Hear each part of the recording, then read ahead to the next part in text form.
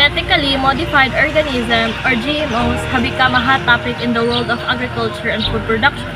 But what really drives the development and adoption of GMOs? How can we predict their long-term impacts? And what policies are needed to address the ethical and environmental concerns they raise?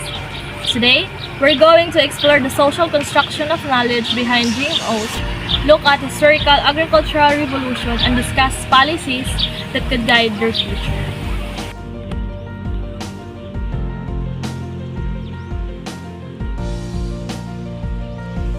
When we think about GMO, we often think about science and technology, genetically modified seed, and crop for higher yields or resistance to pests.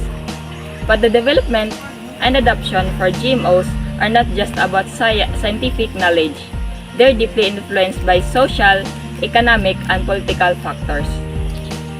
There's the role of the scientific community. Different research prioritize shape how knowledge about GMOs is created. Example, biotechnologists focus on developing crops that survive extreme conditions, while environmentalists worry about the risks of biodiversity. These different perspectives influence what gets prioritized in GMO development. Then there's the public media plays a huge role in how we see GMOs. Some view them as the answer to global hunger, while others see them as a risky experiment. The way these messages are framed can make all the difference in how society resist GMOs. To understand the potential impacts of GMOs, it's helpful to look at the history of agricultural revolution. One key example is the Green Revolution of the 1940s and beyond. Government can incentivize sustainable practice. Farmers should be supported in using environmentally friendly techniques like integrated pest management and crop rotation rather than really solely or genetically modified solutions. Use of chemical and pesticide lead to environmental degradation, soil depletion, and the loss of biodiversity.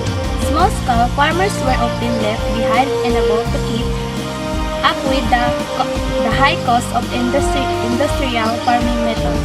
What can we predict about the long-term impacts of GMO? Looking at the Green Revolution gives us both hope and caution. On the positive side, GMOs could help address food security, especially as climate change impacts crop production.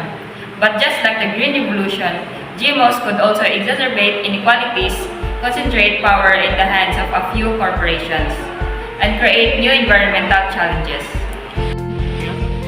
To ensure that GMOs are developed and adopted responsibly, policies and regulation are key. Let's take a look at a few ways government can address the ethical and environmental concerns. First, transparency. Mandatory labeling of GMO products allows consumers to make informed choices about what they eat. After all, we all have the right to know what's in our food. Finally, international cooperation is crucial. GMOs don't just affect one country, they affect of the global ecosystem. Strengthening integration, agreements like the Cartagena Protocol on Biosafety ensure that countries work together to regulate the environmental and ethical aspects of GMO development. The story of GMOs is one of the scientific innovations shaped by social, economic, and political forces.